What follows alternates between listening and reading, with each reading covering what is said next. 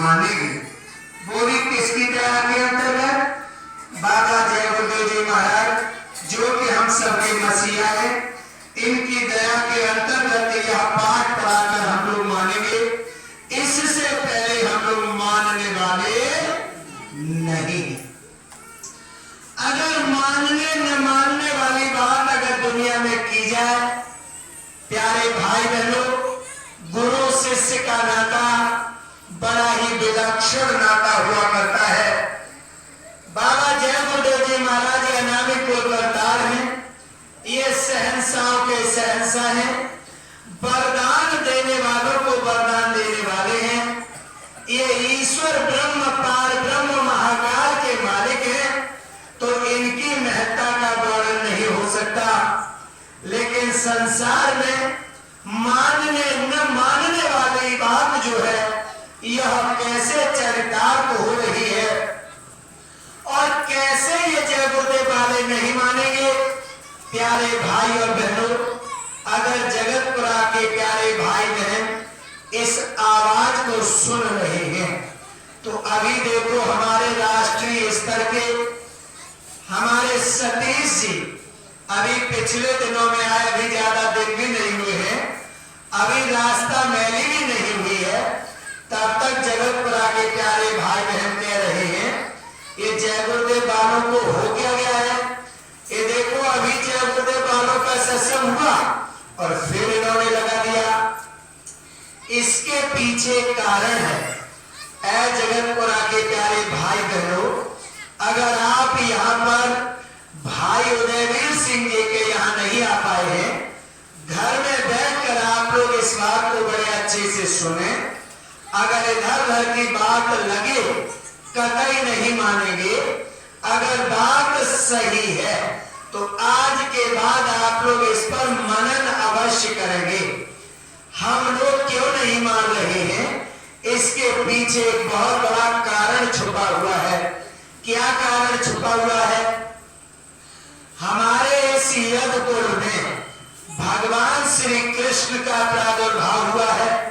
भगवान कन्हैया इसी यदुकुल में आकर अवतार लेते हैं और अवतार लेकर जब ये गुरु संदीपनी के यहाँ विद्याध्ययन कर रहे हैं, जब ये कृष्ण और दाऊजी दोनों की विद्या पूरी हो गई है, तो इन्होंने अपने गुरु महाराज से कहा, गुरु संदीपनी से, कि गुरु मालिक हम आपसे आज्ञा चाहते हैं कि जैसे बच्चों की शिक्षा पूरी हो जाती, आप उन्हें आदेशित करके उनके घर भेज दिया करते हैं, ऐसे ही हे गुरुदेव आज आप हमें अंतिम जो भी उपदेश है सो दें, और इसके बाद जो भी हमसे दक्षिणा बनेगी हम आपके चरण कमलों में सौंपेंगे, और आज के बाद हम लोग अपने घर की तरफ प्रस्थान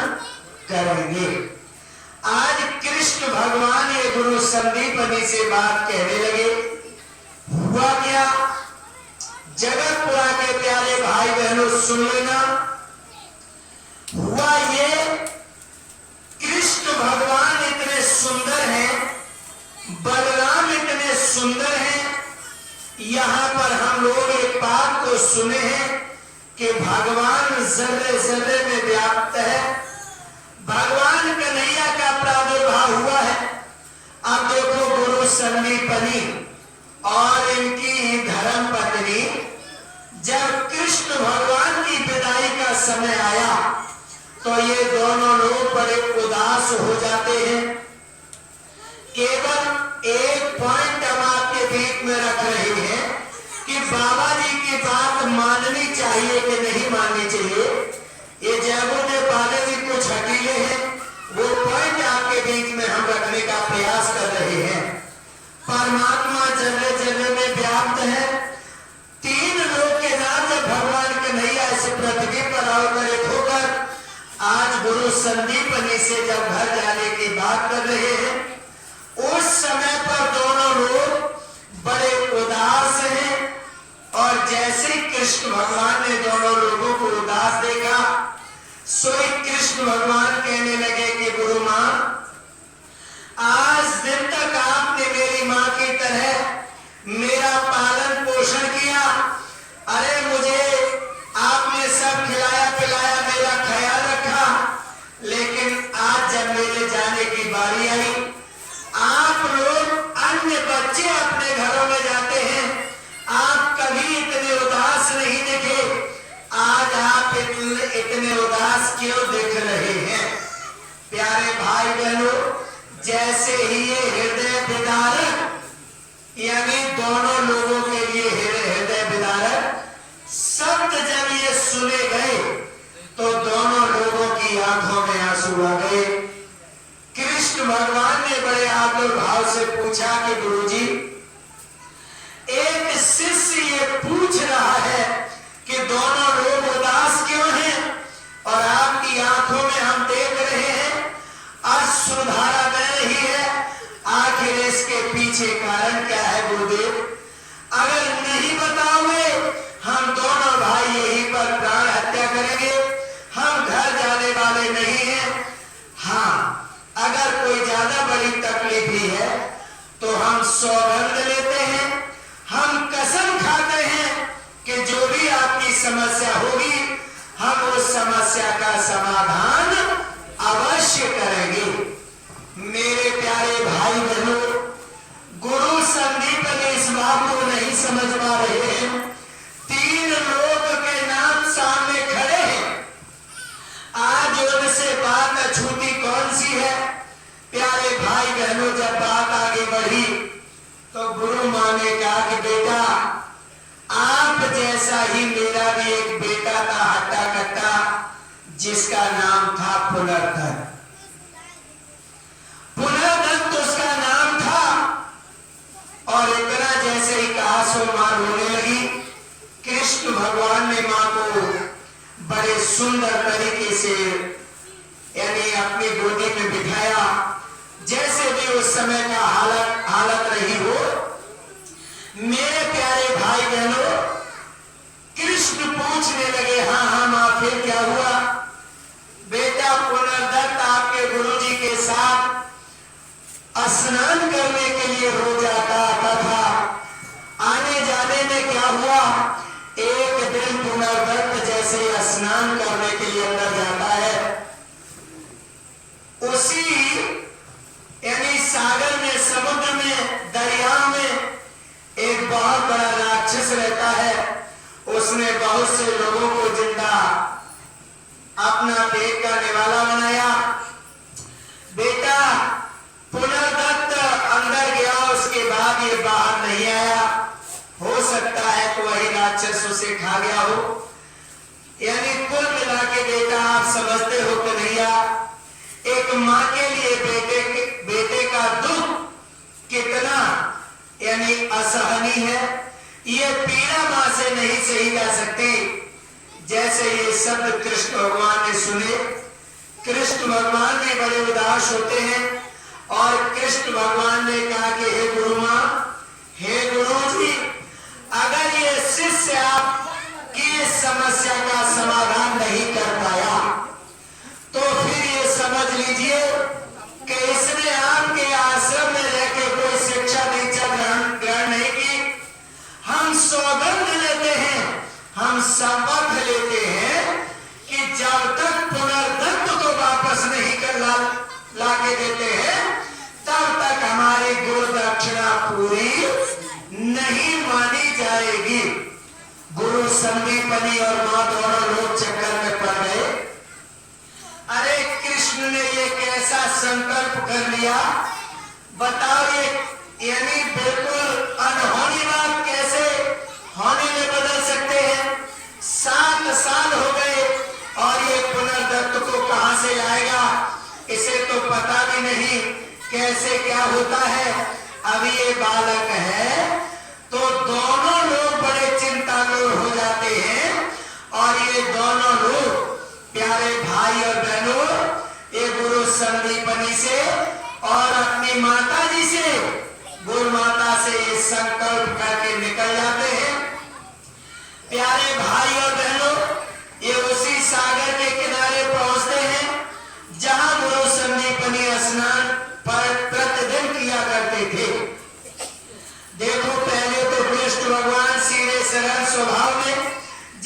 भगवान राम समुद्र से रास्ता मांग रहे हैं लंका में जाने के लिए, ऐसे प्यारे भाई बहनों कन्हैया भी कहने लगे।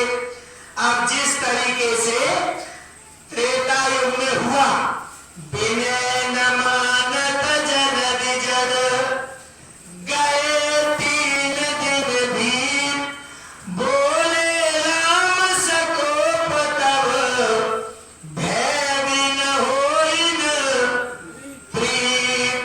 प्यारे भाई बहनों, जिस तरीके से भगवान राम ने त्रेता युग में जैसे ही ये धनुष मान उठाया, तब समुद्र ने सारा हाल कह के सुनाया। ऐसे भगवान कन्हैया ने आज यही किया। जब ये ज्यादा गुस्से में हुए, क्रोधातुर हुए, ऐसे उसी क्षण ये समुद्र आता है और समुद्र आके सारा हाल बताता है कि हे माधव, अगर आप मुझे सुखा देंगे, अगर आप मेरे साथ ये करेंगे, ये आपकी ही व्यवस्था है, कैसे चलेगी?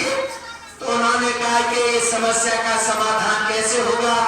समुद्र ने बताया कि महाराज, इसी तरीके से मेरी गहराई में यानी राक्षस रहता है, आपको सब विदित है। हे महाराज, उसी ने पुनर्दत्त को यानी मारा है। भगवान कन्हैया उसके पास पहुंचते हैं और देखो उसको मारकर उसके पास बताते हैं कि पंचजन्य संत था, उसे लेके भगवान कन्हैया फिर दोनों लोग कृष्ण और बलराम कहाँ जाते हैं? उधर जाते हैं यमराजपुरी की तरफ। यमराजपुरी में जाकर वहां भी पूरा चमत्कार दिखाकर पुनर्दत्त की आत्मा वापस लाते हैं और शरीर बनाते हैं और गुरु संदीपनी को वापस कर देते हैं। प्यारे भाई बहनों, ये कथा हमें बता रही है, ये हमारी कथाओं में कथा संकलित है, इसे हम पढ़ सकते हैं। हालांकि ये है कि जो असंभव चीज थी उसे कृष्ण भगवान ने संभव करके दिखा दिया है। आज पुनर्दत्त को वापस ले आए और संदीपनी को जब सौंपा, गुरु संदीपनी और दोनों लोग जैसे ही 7 वर्ष के बाद बच्चे को देखते हैं तो दोनों बड़े यानी भाव से और बच्चे को चूमते हैं और देखो उनकी आंखों से खुशी के आंसू निकलते हैं। हालांकि इतना करने के बाद भी आज संदीपनी नहीं समझ पा रहे हैं कि ये असंभव काम संभव कैसे हो गया। आज संदीपनी ने इतना जरूर पूछा कि कृष्ण, आखिर ये कहां मिला तुम्हें पुनर्दत्त? भगवान कन्हैया झूठ कतई नहीं बोले। उन्होंने कहा कि गुरुजी, एक बिल्कुल काला काला मैदान, बहुत बड़ा मैदान, और ये काले कलूटे भेष में, और देखो काले भैंसे पर ये बैठा हुआ था, हम वहां से लेके आए। काले भैंसे पर बैठा हुआ था, वहां से लेके आए। कृष्ण भगवान झूठ कतई नहीं बोले।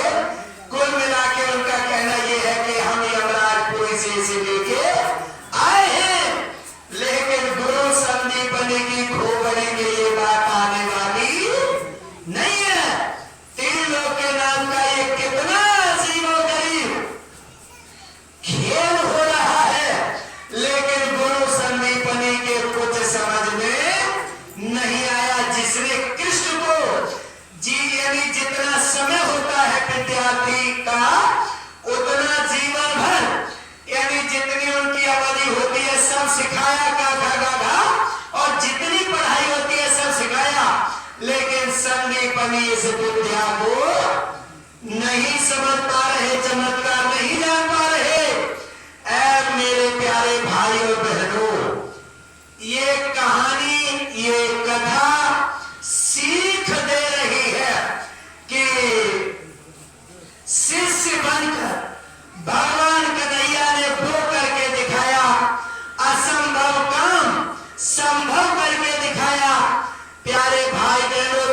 से हमें और आप सभी को ये सीख लेनी है, गुरु इसके बारे में कुछ नहीं जानते हैं और चेला इसके बारे में सब कुछ जानते हैं।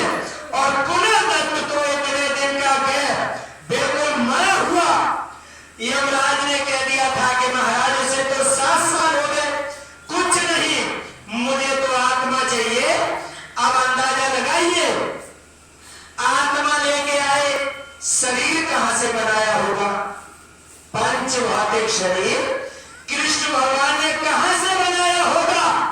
यानी 3 लोक के नाथ के लिए कोई चीज असंभव, जिसके भवों के इशारे से, यानी जिसके इशारे से संसार की रचना हो जाती है, उसके लिए शरीर बनाना कोई बड़ी बात नहीं है।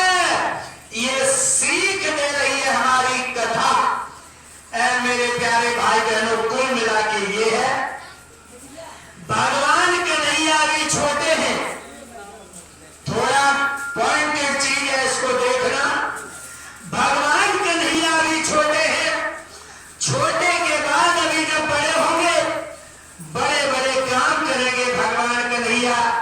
और जब काम करेंगे और गुरुजी अपने बेटा के बिना दुखी रहेंगे, तो फिर भगवान कन्हैया कुछ नहीं करे। गुरु जब तक खुश नहीं है, तब तक भगवान कन्हैया का कोई काम सफल नहीं है। इसलिए भगवान श्री कृष्ण ने सबसे पहले अपने गुरु को खुश किया और कहा कि गुरुजी, आप अगर खुश हैं तो फिर हम भी खुश हैं। इस तरीके से भगवान कन्हैया ने गुरु दक्षिणा देकर और देखो घर की तरफ प्रस्थान किया। इसके बाद मेरे प्यारे भगवान कृष्ण ने बड़े बड़े काम किए, और जब काम किए तो चारों तरफ सुख ही सुख नजर आया, किसी प्रकार की कहीं तो कोई दुख की बात नहीं है। ऐसे ही मेरे प्यारे भाई और बहनों, बाबा जय गुरुदेव जी महाराज वहां संदीपनी सारी चीजों के बारे में नहीं जानते हैं, उनका शिष्य जानते हैं। संदीपनी के शिष्य भगवान कन्हैया सारी चीजों से अवगत है। आज आ जाइए कलयुग में, बाबा जय गुरुदेव जी महाराज सब जानते हैं, लेकिन हम संसार के लोग कुछ भी नहीं जानते हैं। इसलिए प्यारे भाई बहनों, क्या होगा? होगा ये, जैसे भगवान कन्हैया को अपने गुरु के पास जाना पड़ा, ऐसे ही हम संसार के लोगों को गुरु के पास जाना, गुरु के पास जाना पड़ेगा। और जब गुरु के पास जाओगे, तभी तो एक दूसरे की समस्या समझ पाओगे। अगर कृष्ण भगवान गुरु संदीपनी के आश्रम में न जाते, तो पुनर्दत्त कभी वापस आने वाला नहीं था।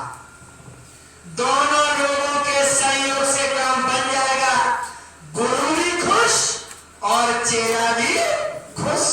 बस यही हमारा आपका काम बनना है।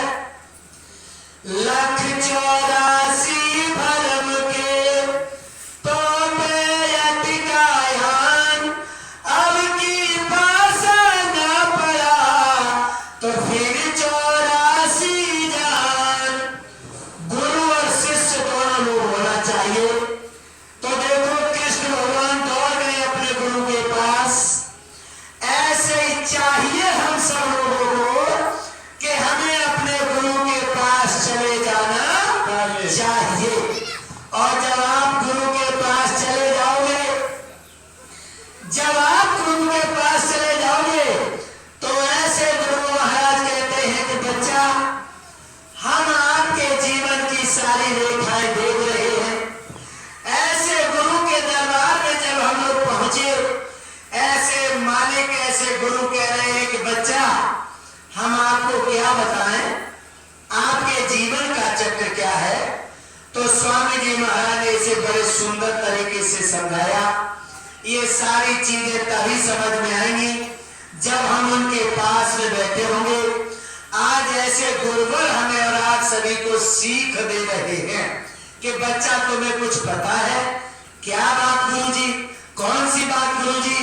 हमें तो नहीं पता। तो आज ऐसे सर्वेश्वर स्वामी प्रत्येक जीव के लिए संदेश देते हैं कि जब आप मां के पेट में, जैसे पुनर्दत्त का मामला है, ऐसे ही हम लोगों का भी मामला जटिल है, क्योंकि 7 साल से खत्म हुए हो गए थे। ऐसे ही मेरे प्यारे भाई बहनों, मां के पेट में क्या चल रहा है, क्या नहीं चल रहा है, हमें तो कुछ पता नहीं। ऐसे मालिक साहब ने हमें और आप सभी को अवगत कराया कि बच्चा, आपको पता नहीं है, जब आप मां के उदर में होते हैं उस समय आप उल्टे लटके हुए होते हैं, और जब उल्टे लटकते हैं उस समय पर जब यानी पैर ऊपर सिर नीचे की तरफ जठराग्नि आपको अंदर जलाती है, उस समय पर आप उस मालिक से एक प्रार्थना करते हैं, आप प्रभु कृपा करहु यही भांति, सब तज भजन करहु दिन राती। ये कौन सीख दे रहे हैं? आज बाबा जगदेव जी महाराज सीख दे रहे हैं। दुनिया के लोग क्या कह रहे हैं? दुनिया के लोग कह रहे हैं कि ये पूजा करो, वो पूजा करो, हम ये सुख दे देंगे, वो सुख दे देंगे, मन जो चाहेगा वो मिल जाएगा। लेकिन इकलौते बाबा जय गुरुदेव जी महाराज हैं जो कहते हैं कि जब आप मां के उदर में हैं, उस समय पर मालिक से आप कहते हैं कि हे परमात्मा, एक बार यहां से निकालो, हम सब छोड़ छाड़ के तेरा ही भजन करेंगे। सो आज बाबा जय गुरुदेव जी महाराज कहते हैं कि बच्चा, तुमने कभी इस बात पर विचार किया, भजन कहते किसे हैं? बाबा जय गुरुदेव जी महाराज ने ही इकलौता बताया, गाना बजाना, हारमोनियम ढोलक पर गाना बजाना करना, इसका नाम भजन नहीं है। बाबा जय गुरुदेव जी महाराज ने ही बताया, घर में बैठ जाओ, ये दोनों कान जब बंद कर लोगे, राम कथा यानी जो राम कथा 24 घंटे हो रही है, जब दोनों कान करतारी, राम कथा सुंदर करतारी, जब दोनों कान बंद हो जाएंगे, तब वो कथा सुनने को मिलेगी जिसके लिए हमने मां के उदर में वादा किया था। आज इकलौते बाबा जय गुरुदेव जी महाराज हैं जो इस बात को कह रहे हैं कि कान बंद करके भजन किया जाता है। अन्य संसार के लोग कहते हैं कि आप ये बाजा रख लो, ढोलक रख लो, इस पर 1-2 कीर्तन बोल लो, बस यही भजन हो गया। नाना प्रकार के पूजा पाठ कर लो, ये भजन हो गया। इकलौते बाबा जय गुरुदेव जी महाराज हैं जो पुनर्दत्त की तरह सारी चीजों को खोल के बता रहे हैं। आज बाबा जी कह रहे हैं कि बच्चा, ये गाना बजाना भजन नहीं है। जब तक ये दोनों कान बंद नहीं होंगे, ऊपर से जो आवाज आ रही है, जब तक उसे नहीं सुनोगे, तब तक आपका भजन वजन कुछ भी नहीं है। भजन अगर करना चाहते हैं तो आपको ये दोनों कान बंद करने पड़ेंगे। अब इस प्रक्रिया को कौन बताएगा? प्यारे भाई और बहनों, इस प्रक्रिया को बताते हैं कौन? गुरु वही जो शब्द सनेही, शब्द बिना दूसर नए से ही, शब्द बतावे सो पूरा, उन चरणन की हो जा हुआ। जब ऐसे गुरु के पास वही उस रास्ते को बताएंगे। प्यारे भाई बहनों, गुरु संदीपनी को कष्ट है और कृष्ण भगवान उसका सुधार कर सकते हैं। ऐसे ही कष्ट हमें है, हमें भजन करना है, तो इसका निवारण केवल बाबा जी ही जानते हैं। अन्य और किसी को इसकी जानकारी नहीं है। प्यारे भाई और बहनों, अभी देखो इसी चीज को क्लियर करने के लिए हम बड़े सुंदर तरीके से इन शब्दों पर ध्यान देंगे। बाबा जय गुरुदेव जी महाराज के अलावा अन्य किसी को मेरे प्यारे भाई बहनों यह बात बताने का अधिकार नहीं। क्यों? इसके पीछे के कई कारण हैं।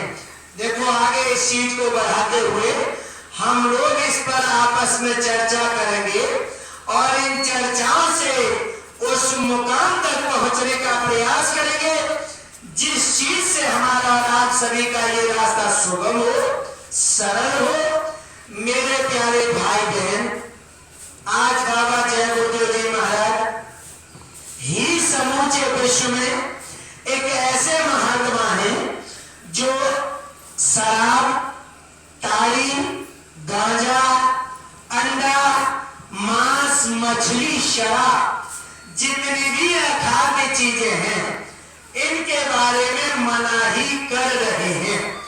इकलौते बाबा जय गुरुदेव जी महाराज हैं जो डालडा की मनाही कर रहे हैं। इकलौते बाबा जय गुरुदेव जी महाराज हैं जो चाय की मनाही कर रहे हैं। इसके पीछे अगर हम लोग नाना प्रकार की चीजों को रखेंगे तो हमारे और आपकी समझ में यही आएगा। चाहे आप कितना भी कुछ भी पढ़िएगा, कहीं से भी समझेंगे, इस बात पर हम सब लोग पहुंचेंगे। प्यारे भाई बहनों, बाबा जय गुरुदेव जी महाराज ने ही सुंदर तरीके से बताया। लोगों ने इस पर तर्क किए कि ये सारी चीजें गलत क्यों हैं। प्यारे भाई बहनों, गांजा, अफीम, तारीख, चर्च, शराब, अंडा, मांस, मछली, इन चीजों पर लोगों ने तर्क दिया। बाबा जय गुरुदेव जी महाराज ने समझाया कि बच्चा देखो, संसार के लोग खूब सुनते हैं और सुनने के बाद इनके यही प्रश्न रहते हैं, आखिर ये कैसे माना जाए ये सारी चीजें गलत हैं। प्यारे भाई बहनों, कितना भी कहीं से हम प्रमाण कुछ भी लें, ये सारी चीजें गलत हैं। बाबा जय गुरुदेव जी महाराज ही इन सारी चीजों के बारे में यानी बहुत ही विस्तृत तरीके से बताए। कुल मिला के संक्षेप में हम लोग बात करें, क्योंकि बात स्वामी जी महाराज जी कुछ और करनी है। आप लोग सब समझदार हैं, इसलिए विनती, निवेदन, प्रार्थना है कि समझ लेंगे थोड़े में ही। बाबा जय गुरुदेव जी महाराज देखो, शराब के बारे में बहुत कुछ कहते हैं। शराब में 1000 बुराई होती है। गंगा जल से शराब क्यों न बनाई जाए कि जो कि पावन है, हम लोगों को नहीं पीना चाहिए। मुसलमानों में शराब की मनाही है, ईसाइयों में शराब की मनाही है। हम लोग शराब कतई नहीं पिएंगे। दुनिया में सबसे गंदी शराब होती है। मेरे प्यारे भाई और बहनों, कबीरदास जी को समाज सुधारक बताया गया है। उन्होंने लिख दिया है, मांस मछलियां खात है, सुरा पान जे तेल नर नर के जाएंगे, माता पिता सभी। शराब नहीं पीना चाहिए। हम सब लोगों ने शराब का प्रचार प्रसार किया। हमारे हनुमान की तरह सतीश भाई काम कर रहे हैं। देखो वो सुंदर तरीके से समझाते हैं।